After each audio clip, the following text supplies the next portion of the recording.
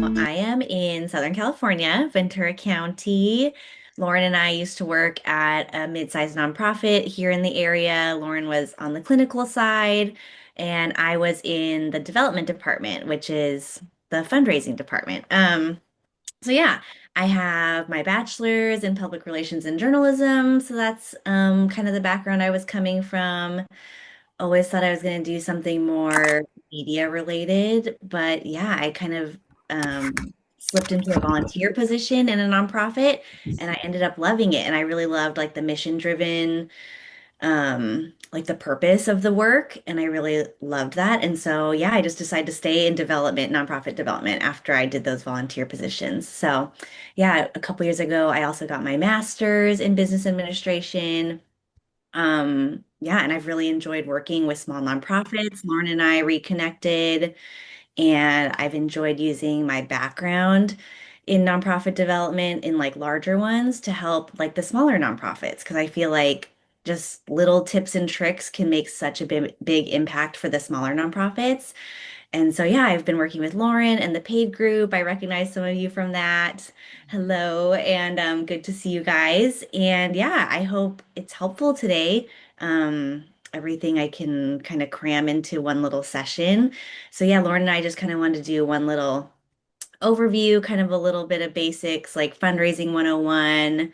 Feel free to ask questions. Lauren's great at mediating the chat while I chatter on about fundraising and such. A little more specifics about what I did at the nonprofits I've worked at. I did obviously fundraising, internal and external communications, including like thought leadership, working directly with our CEO and directors to create like LinkedIn content for them.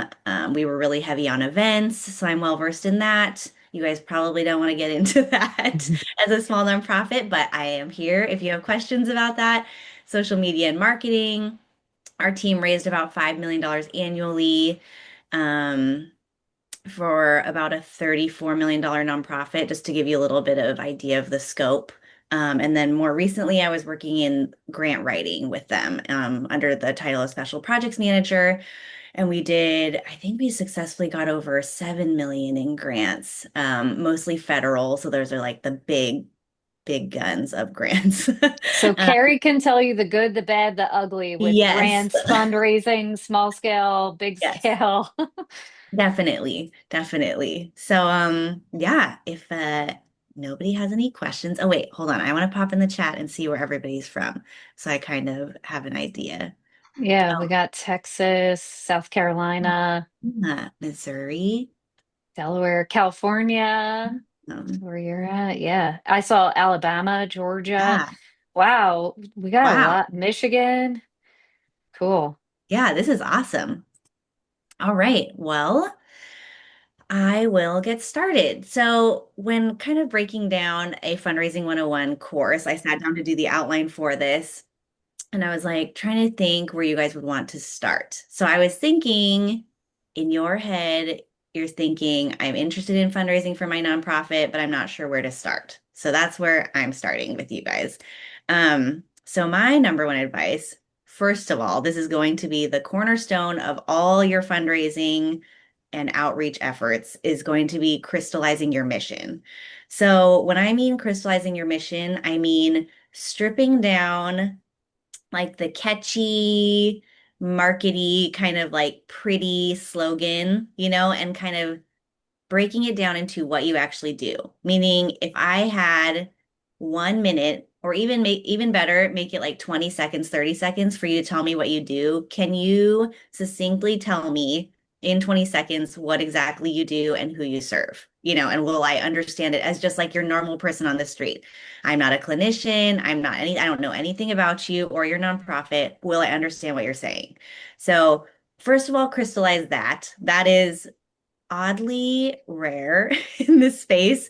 I think people in marketing in general, they assume people know way more than they do. You really need to strip it down, assume they don't know anything about you or your nonprofit, and just put it in layman's terms. That's really important too. I found in the mental health space, there's so much jargon within this sector Whether it's talking about like IOP, PHP groups, or, like we serve a EMDR. population. Yes, Yeah. it's like there's so many acronyms, so much jargon. Like nobody knows what that is if they're not working in this space.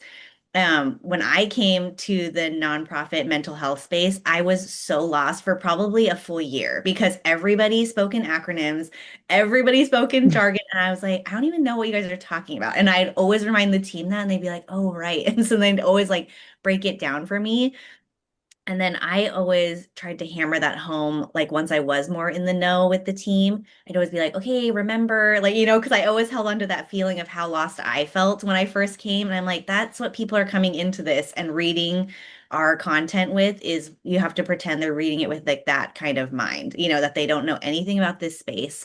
So that is a surprisingly, I found, a good tip that most people don't really realize because you guys live it and work it and breathe it every day, So for you guys, dropping IOP, PHP, even like, what's that?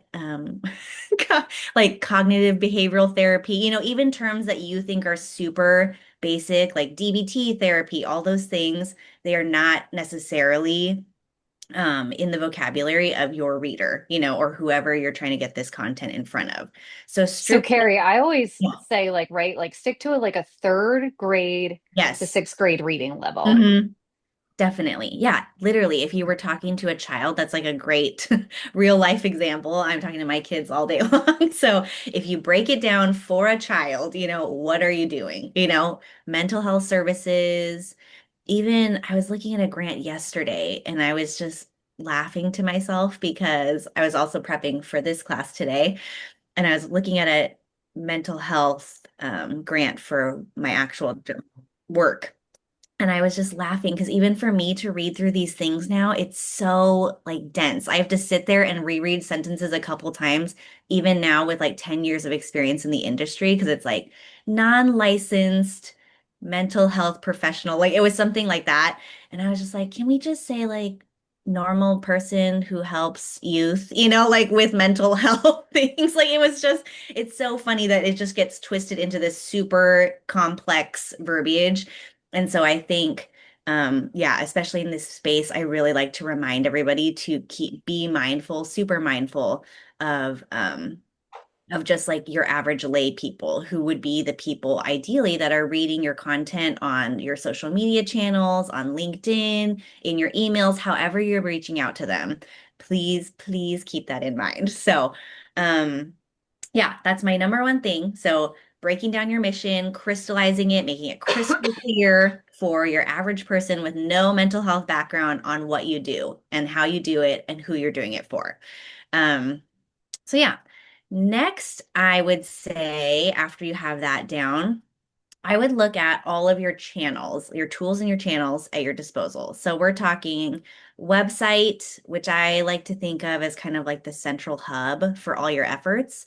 So that's kind of going to be the place where all your social media channels, all your, if you're doing like e-newsletters or anything like that, all the stuff is driving back to your website. That's kind of your home base where all your information is going to live.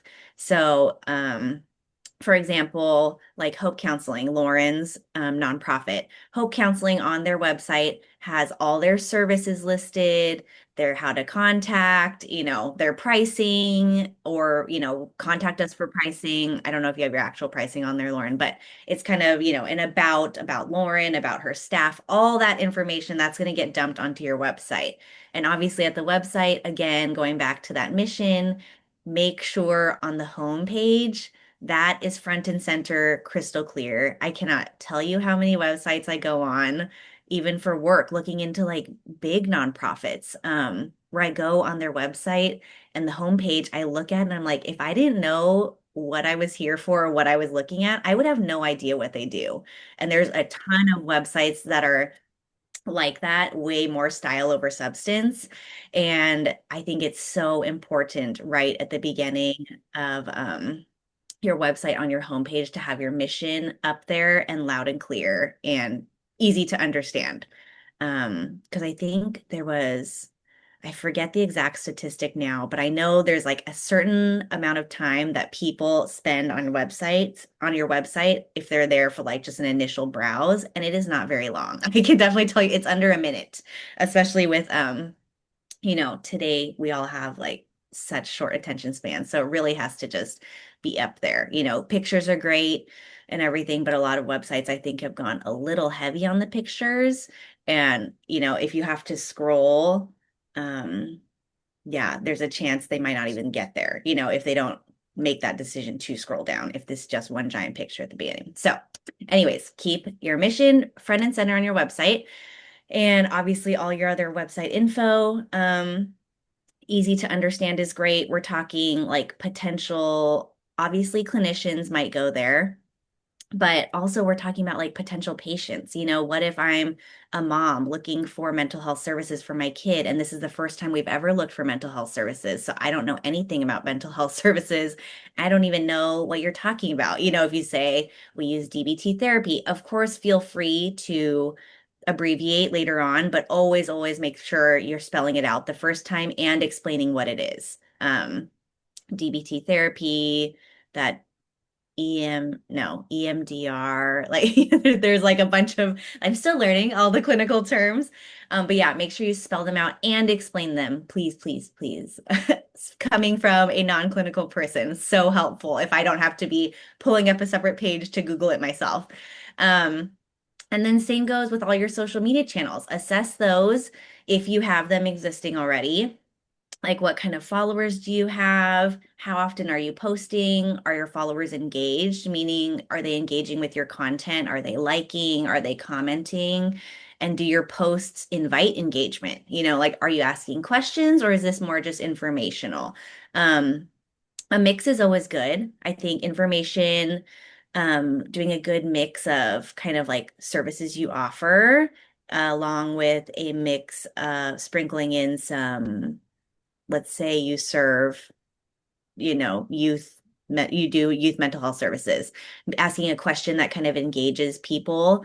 Um, Not great with this off the top of my head, sorry. But like say you want to ask for like potential clients, like what would you be looking for in a therapist for your child, kind of thing, or asking some kind of question that just encourages them to engage with your content and comment, answer. Lauren does a great job at this. If you want to look at some of her posts, I think even within this group, um, of getting you guys engaged and posting a great variety of content.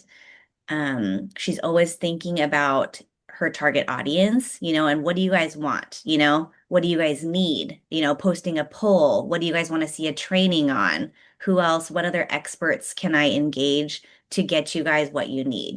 Which is why like I'm here doing this free training with you guys and how can we help you? That's like the purpose of this group. So kind of break it down to like what is your purpose, kind of coming back again to what's the mission of your organization and how do you hope to help people and support them, and what can you offer kind of through this channel like in a free way. So if I've seen a lot of mental health professionals do like little like a, I guess for lack of a better word, like a tip and trick kind of thing, like if you want to do like a little tidbit, for um, or even like a nice quote. I've seen a lot of mental health professionals do, and I've seen a lot of engagement on those posts, depending on your audience.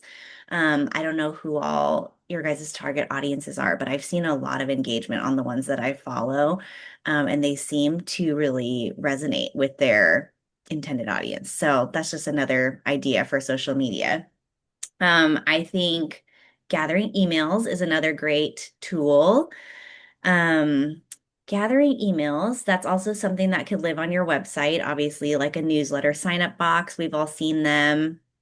I'm signed up for probably so many. I've flooded my own inbox and can't keep up, but they're all interesting. And I flag the ones with a really good subject line, which is another definite skill that you need to have if you're going to foray into the newsletter world. Um, but yeah, we can talk about emails a little bit. I know Lauren does a good email series that I think, yeah, that she does a great job with. I don't know what your results have been, Lauren, as far as like engagement and open rate. Um, So I think one of the things I've learned is to don't like when you're marketing, right? And there's so much conflicting advice out there. And Amber and Amanda, I know we've talked about this. Um, when you're talking about your services for your nonprofit, there's like different parts of, if you all are familiar with this term, the funnel.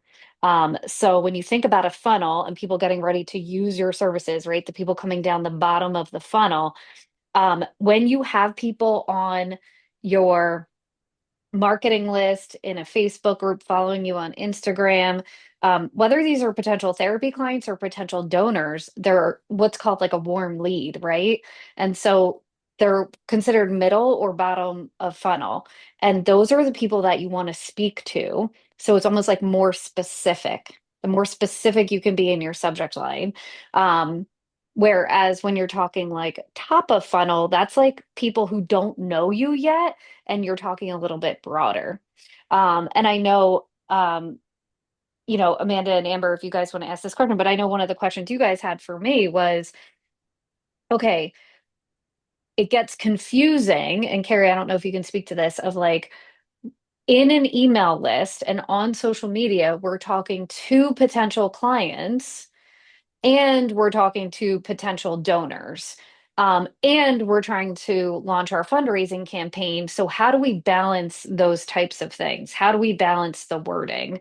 yeah, So, I don't, definitely. yeah, go ahead, I Carrie. think like going back to what you said, specificity is always really good. So as far as that goes, in email list, that also kind of goes hand in hand with something else I was going to talk to you guys about, which is um, they call it customer relationship management, which is CRM. It's I'm sure you guys have heard of like Salesforce or Monday.com, like those are CRM managers. It's There's a like the EHR for your donor yes, system. for just like your donors or potential donors. So yeah, there's a great free one called Zeffy, Zeffy. And there's also a couple other free ones. I know Give Butter, but Zeffy so far is top of my list. Lauren and Amber, did you introduce this to me? It has been a wonderful find, and I will talk more about it later. But as far as the contact, or I always call it contact, sorry, customer relationship management part, it is awesome. Oh, great. Jennifer, you use it too. And Amanda. Oh, great. Okay. Everybody, okay. Thank you, Amanda, on behalf of us all, because it was a great find. Um, so Zeffy, I would definitely manage your contacts in there. And when I say manage your contacts, I mean input everybody and everything in there. As far as if you're getting emails from your website, like the newsletter box sign up form, or if you're getting something or like people's info from your contact form on your website just for like general inquiries, or say you do a community event and you set up a booth and you had little slips of like, people filling out their info if they wanted more info on your nonprofit. Input those all into your CRM, Zeffy, or whatever you're using, and keep track of all those. Admittedly, I haven't gone into Zeffy. Maybe you guys can all tell me this.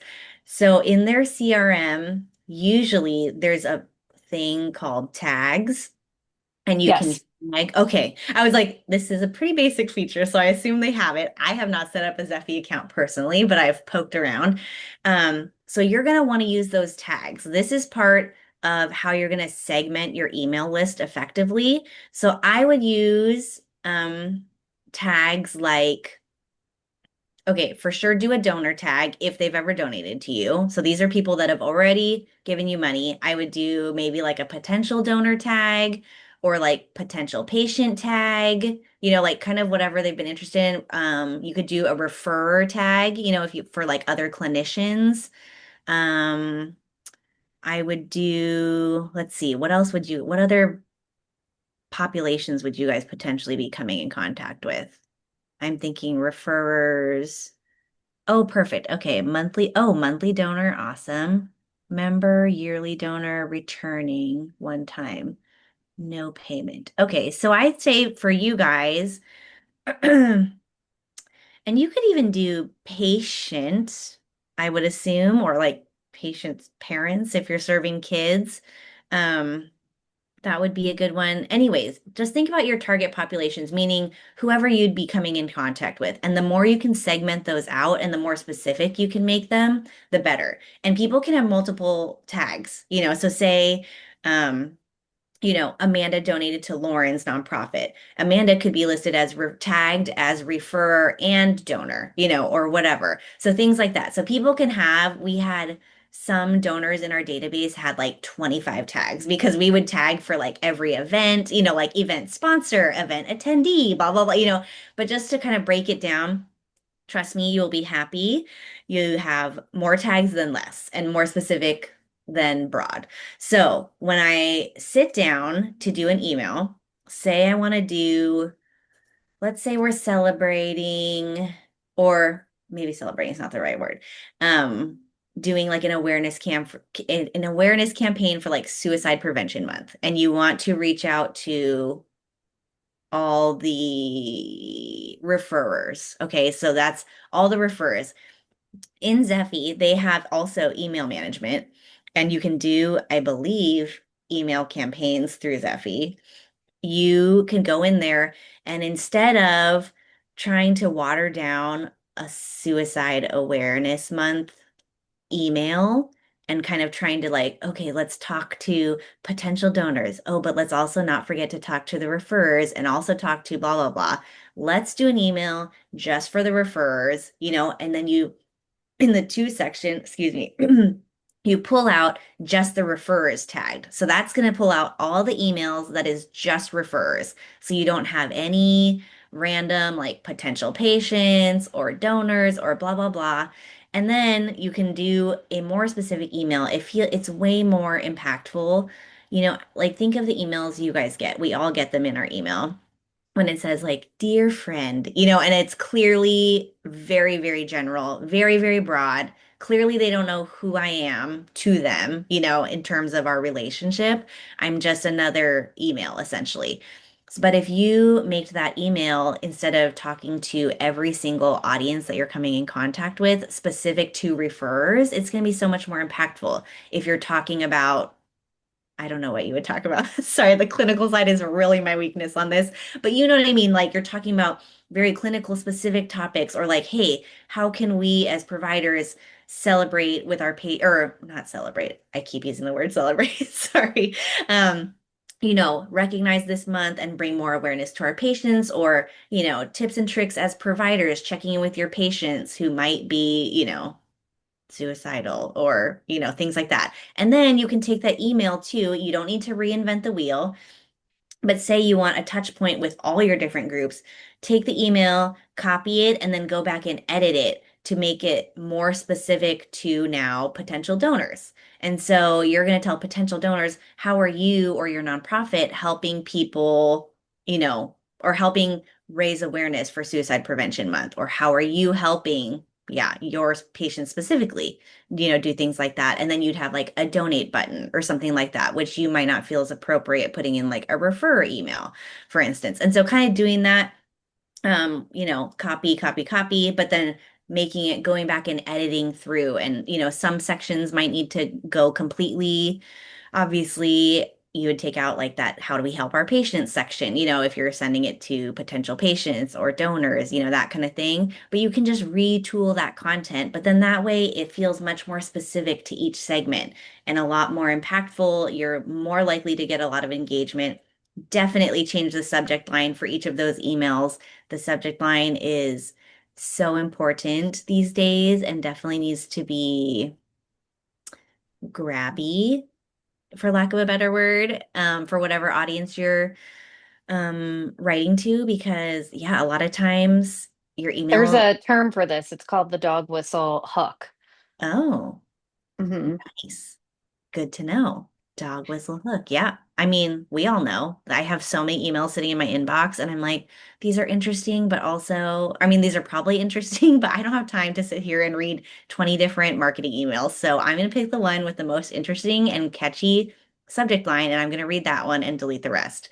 So, and that's kind of the same thing too with your social media posts. Sorry, before I forget, this came into my mind talking about subject lines. The first sentence of your social media post is so critical. It's so tempting to slide into like something cute or like meandering. But if you Or look, to say, hey, everyone, just want to yes, hop yes, on, cut yes. that out. It's like, Get okay, yeah, straight cut to the that out chase. because Facebook, if you go back, like even in our Facebook group, how many words is it until it gets to the dot dot dot part? You know what I mean? And so sometimes I see Facebook posts that are obviously there's no character restriction, so you can be writing a lot. Um, but how many times have I seen it where it's like there's literally I get to the dot dot dot and I've read zero things of substance yet. You know, like I still don't even know what this post is about. And same thing with LinkedIn. They go to the dot So dot here's an also. example that I do a lot for mine of like, Yes, please. um, if you are a clinician working in community mental health, carrying a caseload of 50 clients and you feel underpaid, undervalued, this video is for you, like super specific to that person. And so you'll take your mission, which is why it's so important to crystallize it, Mhm. and then come up with hooks that are very specific to that. And Yeah. then you can plug this into ChatGPT and say, Yes. turn these into, referrer hooks or subject lines, or people who are potential donors, or people who are potential clients for our services. So, like Carrie said, don't reinvent the wheel and then save it all. Save it Yeah. all because when you go back into like Zephy or whatever client management system you're using, you'll be able to go back and see the statistics of like which Mhm. emails had the highest open rate, and then you'll just reinvent the wheel. Because Yes. here's the thing, people need to be told the same thing over and over again. And so I know for us, sometimes it feels like we're a broken record and we're on repeat. But even though I'm hearing this 2 million times in my head, the person is not hearing it 2 million times. And you have new people coming into your audience over and over again. So Absolutely. it's a repetitive process. There's a statistic that says potential donors need 7 touches, an average of 7 touches before they give to you. And by touches, that's what we call it in the fundraising world. It's just any contact with your organization. So a touch would constitute like seeing your social media post, seeing your email, any of those are touches. Um, And yeah, it takes your average donor 7 touches before they give to you. So yeah, that repetitive, like Lauren said, even if you feel like you have written 100 posts, that all centered around the mission of your organization, yeah, keep doing that because I mean, it doesn't have to be in every post, but some form of your mission should be in every post because you have to think about every post of as if is this the first post somebody's ever seeing from my organization? You can't assume that they've seen the 100 posts you've done before. So every post needs to have some component in some way, shape, or form of your mission in it and who you are. Because, like, yeah, who you are at the core should be in your posts, every post. Because, yeah, I think too many people assume, oh, you're just on your social media campaign. I totally know how it goes. Um, but yeah, definitely try and when I talk about like that sprinkle mix of your social media posts, make sure you're sprinkling in a very mission focused post. I'd almost say every other time, especially if you're a new nonprofit or a newer nonprofit with not too much of a social media presence. I would almost say every post. Say that And again. Every post is what? I mean, I would say at least every other, do it like a mission-centered Oh, right. post. Make it sure it's like up front and center. But for sure, every Pin post would it. need to have some component of your mission in it, as if this is the first post that someone is seeing from you and your organization. Hmm. Um, And you can pin it to like your Instagram or your yeah. TikTok or whatever. Oh, that's a Um, good idea. so one thing that people don't know is that so on Facebook, you should have a Facebook business page that is for the nonprofit. And same thing for Instagram. They connect with each other. So if you post on Facebook, it'll automatically post to Instagram, vice versa, if you connect them. But on Facebook, in the management part of the business page, you can set it up as a nonprofit organization, which means you can do free fundraising on Instagram and Facebook. There's now buttons on there where you can do that. So I think you have to Carrie and I did this a while ago. I know that you have to have your 501(c)(3) letter already, and you have to, I think you have to have a nonprofit PayPal account because if you want to fundraise, you have to have that connected to some sort of account that takes donations. I'm not sure if you can do Zephy. I haven't played around with that, but I know PayPal is a popular one to put Mhm. a donate button on your your website and Facebook and stuff. But you Yeah. can set up your PayPal as a nonprofit business account specifically. Will we Yeah. get this And information you're I typing up? Yes, I am typing this up so that I can save this because I was thank like, you for doing that, whoa, by I the need to way. like organize this in my own brain. And so I'm typing it now so you guys can visually see it because when I visually see something, I can retain it better. But also I'll make it pretty and send it out with the video recording. So don't worry if you're not getting all these notes. I'm typing them. And as far as the PayPal, Facebook, Instagram donate button, I would get working on it now is always a good time. We always talk about it, and I'm planning on talking about it soon. So I guess we could just go there. The biggest and I'd say easiest way to start as far as fundraising is crowdfunding. So crowdfunding, for those of you who don't know, is small amounts of donations like 20, $25, even $5, whatever, from a large amount of people. So you're just trying to hit a bigger goal by doing small donations. So you're not going after anything, you know, even like $100, $1,000, none of like the big gifts. You're just trying to ask your everyday Joe for small Like 10 amounts. bucks, 5 Yes. bucks. Yes. Like, would you trade in your regular cup of coffee for, a donation to my nonprofit instead? Kind of think those things. So the biggest crowdfunding holiday is Giving Tuesday. So Giving Tuesday is always the Tuesday after Thanksgiving. It started, I want to say 20 years ago now. How? Maybe it's even been longer because I've been doing it for a while. Okay. Anyways, it's gotten really big now. When I started fundraising 10 years ago, it was just starting to ramp up. Now it's huge. I'm sure you guys see it. It's every nonprofit does it. It's huge. There's so much noise on social media. My inbox is crammed full like the entire month of November leading up to it. Everybody fundraises on Giving Tuesday. That's probably the biggest crowdfunding holiday now. And people just, yeah, do their social media content, get a ton of stuff. We started with, and again, this is a very established nonprofit we used to work for, but they had no Giving Tuesday campaign when I started, and that was my first big project. And my goal was $10,000 the first year, and we hit it. And we did this big like town hall event after. Lauren, were you there when I did Probably, Giving yes. Tuesday and when Steve was still there? So we did A we have dunking tank or yes, we something. have like a really long time donor base that have been donating to the organization for like since its inception 25 years ago. And so I thought to engage that donor base, we do a fun Giving Tuesday campaign of like, if you give and if we hit our goal, we're going to put our CEO in the dunk tank. So that was kind of a fun way to engage them. We hit our goal. We had this super fun town hall, like all the staff was there. And then we invited some like high profile donors and community members to be like the ball throwers. And if we put our CEO in like this old timey bathing suit, it was really fun. Anyway, so now it's grown into this huge thing.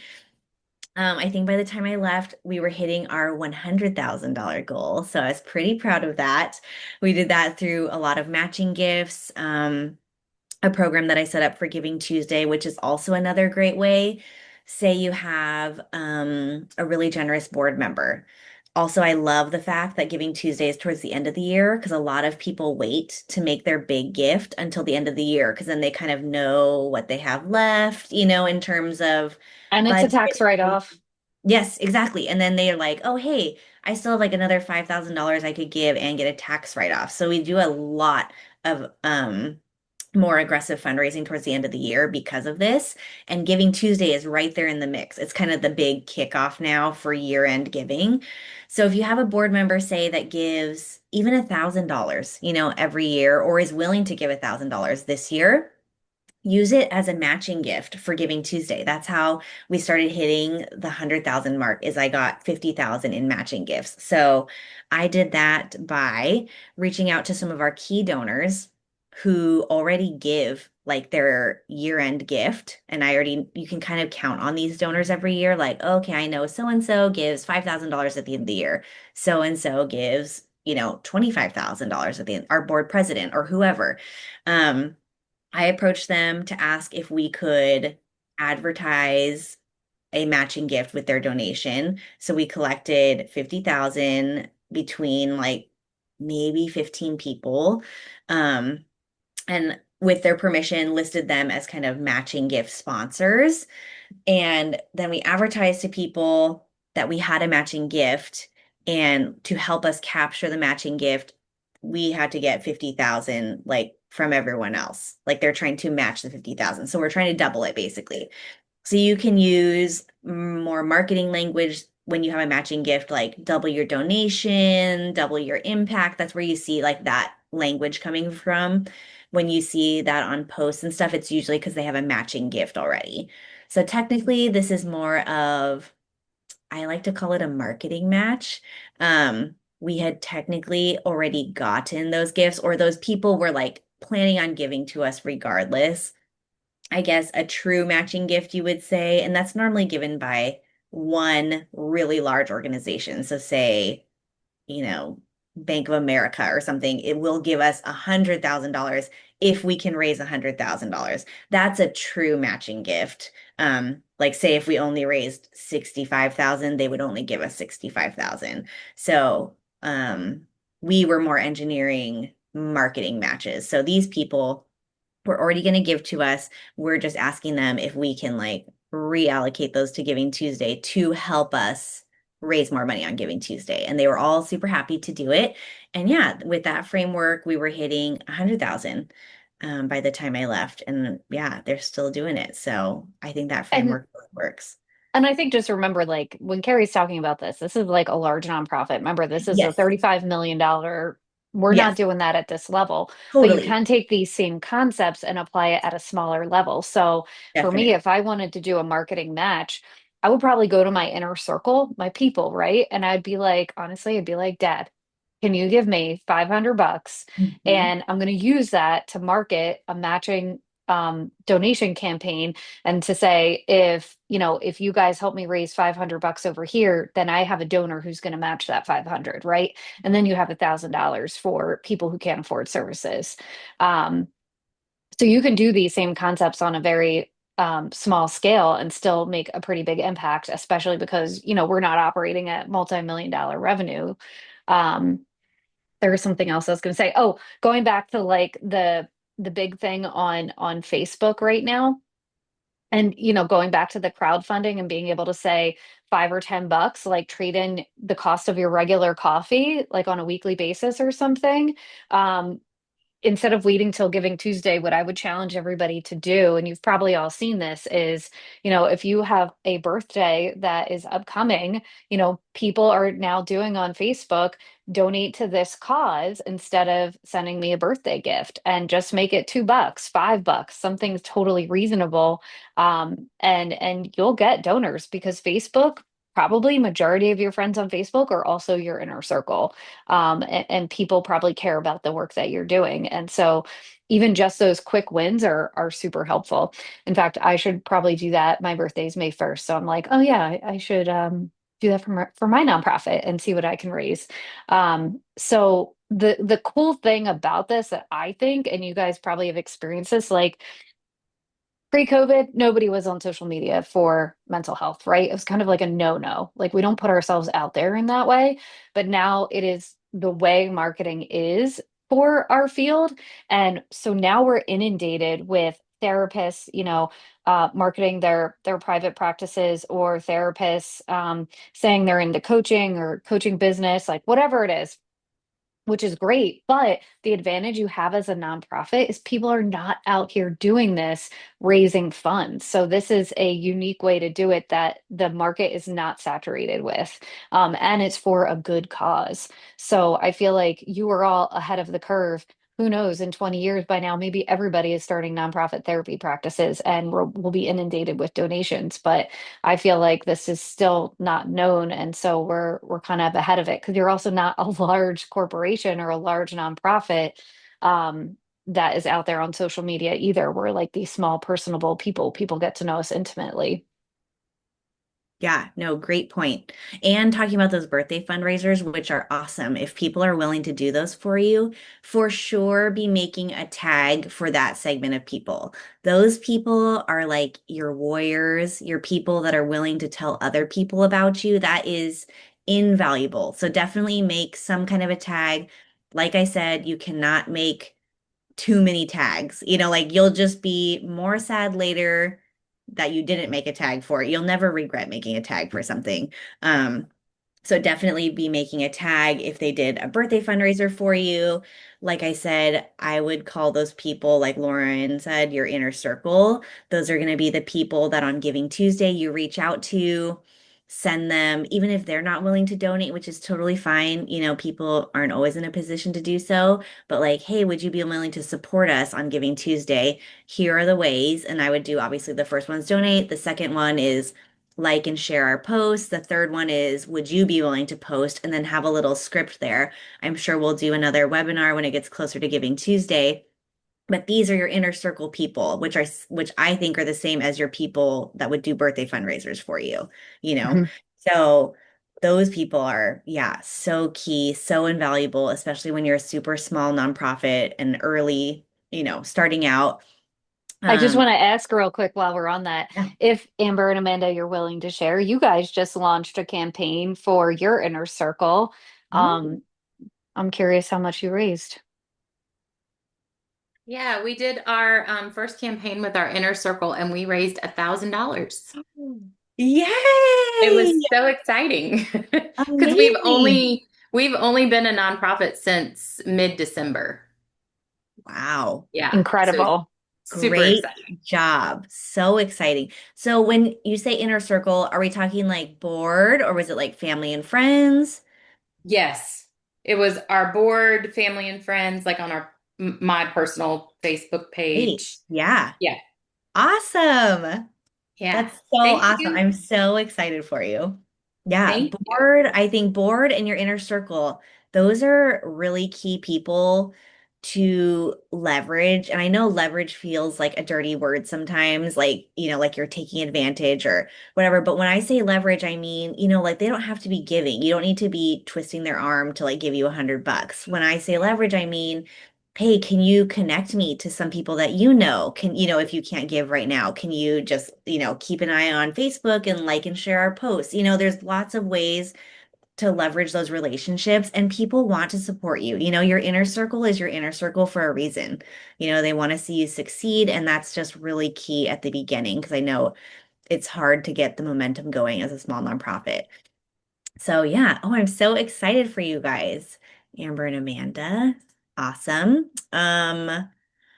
Let's see. Okay, I know most of you are probably also wondering about grants. Everybody always is. So I'm happy to talk about that.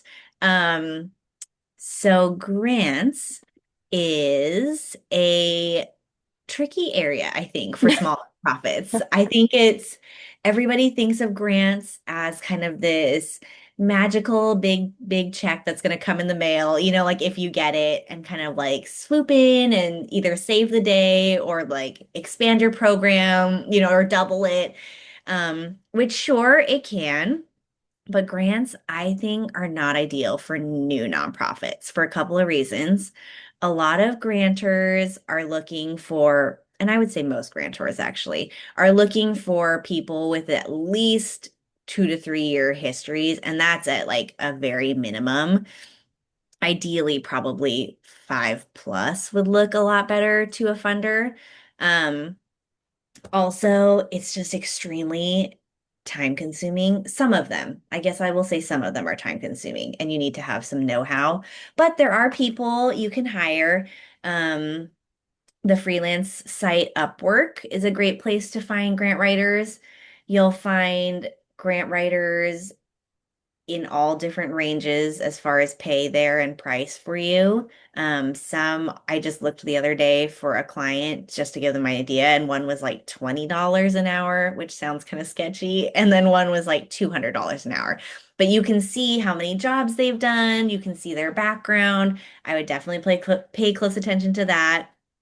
as someone who has worked on Upwork as a freelancer, don't necessarily count out people who are low pay because when you first get onto Upwork, you kind of have to set your rate like a little bit on the low side just so that people want to hire you with like zero jobs under your belt, zero Upwork jobs under your belt. So, but if they have a ton of jobs and are still working for low pay, I would be a little skeptical. But they should have ample info on their Upwork page for you to kind of comb through. But I do think it's a great place to look for grant writers. And also, I think it's a great place to find people with grant database access. So, grant databases are where you're going to find the grants. There's of course some free platforms, and I just found out that Zephy has a grant finder, and I am so impressed. Free grant databases are really hard to find, I feel like. Um, Here, let me see. Can Do I? you need me, do you need me to stop sharing so you can Oh, share? yes. Can I share my screen for a minute? Mm-hmm. Yeah. I was going to share, oh, send request. Oh, sorry. No, that's okay. So here we are. Okay, so this is Zephy. Where's my mouse? Oh, here we are. Okay, sorry. Okay, so this is where their grant finder is. And you can do, so say mental health, and then all of these come up. And obviously, you want to be more specific if possible. So, like child mental health education. So, let's do youth mental health. And oh, what is happening? Of course. Please hold. So, then, anyways, of course, you want to be more specific. So, if you're doing LGBTQ mental health, type that in. Anything like that. What is happening? Okay, I might have to have you do this, Lauren. I don't know what's Sure. going on. Um, oh, okay. Any location. And then I would do California for me. And I have been very impressed with Zephy's grant finder. Oh, and I would toggle this button, only show grants active in the last 3 years. Um, and then if you scroll down, it has all of these little boxes and then you can click. So say I want to look at the California Endowment. This is a little bit weird, just so like a quick glance. So what I'm looking at, $50,000 on average. That's awesome, but it's only one recipient, last awarded in 2024. I noticed that none of them have 2025. So I don't know if the foundations just haven't released their 2025 info yet, because I guess we're still early in 2026. So I think 2024 right now is the most recent, as just a heads up on Zephy. So if you scroll down, it tells you when they were last active, their average grant, the grant range. If they've done multiple grants, it'll say like $5,000 to $50,000, and then where they're granting at. And then it'll tell you kind of a little overview of it.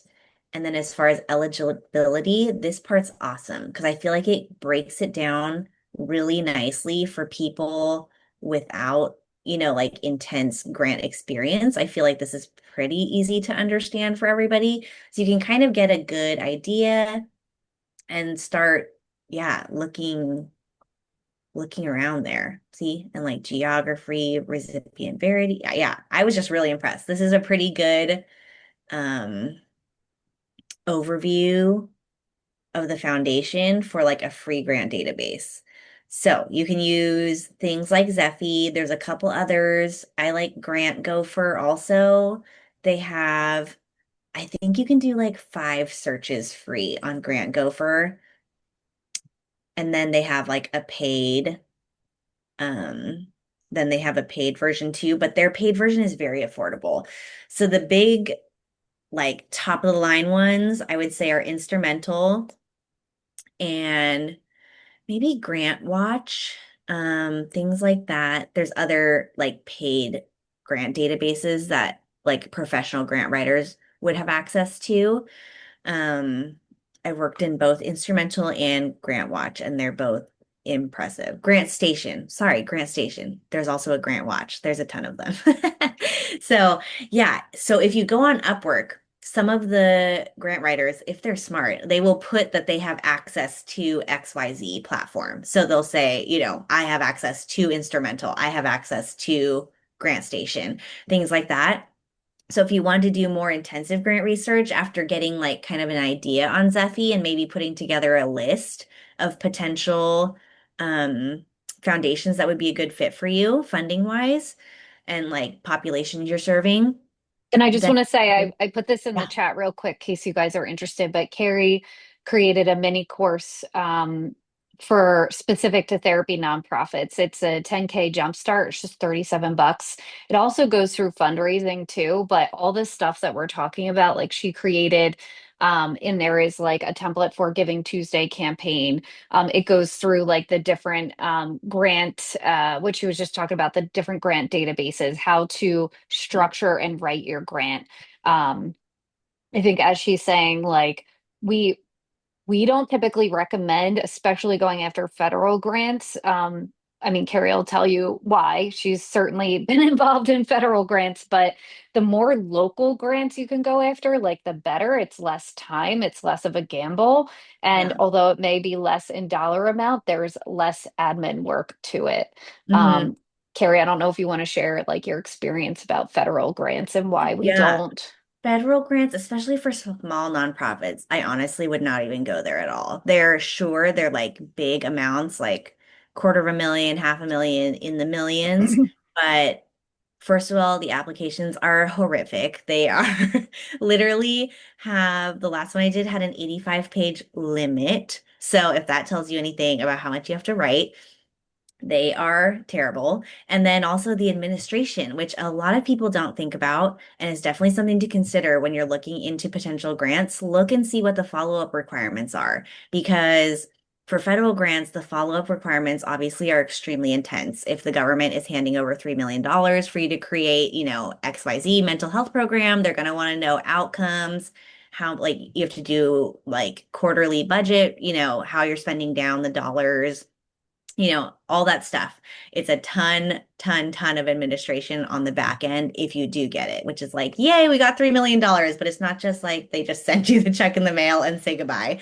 They send you the $3 million and then check in all the time, obviously. And so, yeah, but for the smaller foundation grants, it might only be, $5,000 grant, but, they might not even have an annual follow-up or maybe just one annual follow-up report on how you did with the grant money and that stuff. And yeah, so please think about the follow-up requirements and look carefully into those. I think everybody just gets excited by the dollar amount and then forgets to look into what might happen if you did actually get the dollars, which would be awesome, but also sometimes not so much. I know you guys are all at capacity as far as time and trying to do the actual clinical practice on top of maybe doing the fundraising yourself, and so just you don't want to get in over your head potentially with something like that.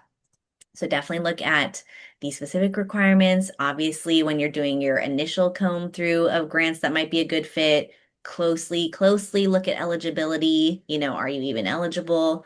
So once you put together that initial list on like a free site like Zephy of things that might be a match, I would suggest reaching out to a grant writer um, that has access to something like Instrumental. Instrumental has the craziest foundation profiles. They are so awesome. They will tell you, they'll break down how many grants they gave out last year, and they'll tell you how many of those recipients were new recipients, like first time recipients, and how many were repeat ones. So it'll tell you kind of how likely you are to be able to get a foot in the door as a new person, versus are they just giving to nonprofits they already know and you shouldn't even waste your time, if they're only doing 95% returning recipients, things like that. Like Instrumental really has detailed info and insight into the foundation. So I would And reach, yeah. I was just gonna say, like, so skip the grant. Like, yeah, if they don't look like they give to new yes. nonprofits Don't or waste your time. you're a repeat recipient, like, just don't waste your time. Like we always say, focus on your foundational funding. Yep. And so for some of you, like your fundraising is going to be more beneficial than grants. I think But so. also This is why I say local grants. So just as an example, my nonprofit, I don't do a ton of like grant stuff. In fact, almost like none. Mhm. But this was like just word of mouth. My neighbor works for a company, a super local company, like only in this county that I live in. And we were at like a game night with all of our neighbors. And she's like, "Oh, by the way, Lauren, my company does grants every year for local nonprofits." She's like, "You would totally get this grant." She's like, "We give it to like the most ridiculous things." She was like, "Here's the website, go apply." And I applied last week. They were due like March 31st or something. And it's for $5,000. And the chances that I'm going to get that grant is way higher than getting like a larger grant. Definitely, Um, definitely. yeah, Awesome. so that's the kind of stuff that I would recommend going after is like in your local community because they Yeah. exist for sure. Yes, definitely go. And grants aren't necessarily only from foundations. Some business or Yep. corporations give out, they Yep. set aside a little pot of money. Even sometimes it's like driven by employees, like big companies say have like 1,000 employees and each employee gets like $100 to allocate to, the charity of their choice. So it's not necessarily just foundations that are giving grants. There's like corporate grants also. And so yeah, local to you is awesome because then you can also ideally you're forming relationships with these grantors before you're even applying for the grants. Our best bet grants, even in like the mid-size and big nonprofits, are the foundations that we have contacts and relationships at. They give us the heads up before the grant's even posted. They're like, oh, hey, this grant's coming out in April, heads up, be ready, like we want to see your application, kind of thing. And those are going to be the best chance at even for um big nonprofits like the ones I've worked for, it's like we're still even kind of a long shot for some of the bigger grants that we have no relationship with anybody there. It's like, well, all right, we kind of just send it, and just hope that, our name is kind of carrying us a little bit and our reputation as a bigger nonprofit. So as a smaller nonprofit, kind of take that into account that I think, yeah, you'd be better off as far as time. Um, Hitting the ground running with some like crowdfunding and stuff. Or I'd say inner circle first, like what you guys are doing, Amanda and Amber. I think that is definitely where I'd start. That's the most effective as far as um, time and dollars raised, because even crowdfunding, it'll take a little bit to like craft your social media posts and that kind of stuff. And inner circle, I think, and like your board are definitely the place to start. So I think you guys are off to a good start. I wanted to just keep an eye on our time. I know some Yeah. people might have sessions at the top of the hour, but I also just wanted to leave a few minutes to open it up if anybody has any specific questions for Carrie.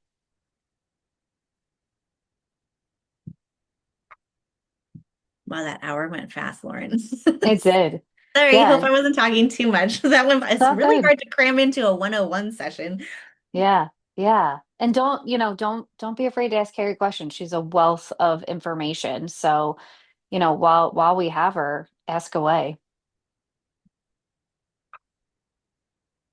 And I'll be at the paid group again too on Thursday, Amber and Yeah. Amanda. Yeah. And Danny's in the group. So Danny, I see you. Jenny, you're in the group. Some of you have already done some of our services, so you guys will have access to Carrie on Thursday as well. Oh, Uh, nice. yeah. So anyone have any questions for Carrie? Okay. I know we're probably at the start of session time for people, but Carrie's going to come again. I see some comments in here. Yeah, I'm glad that everyone's finding this super helpful. Again, Yes. I'll save the notes and I'll email out the recording and we'll keep you posted on when the next one is.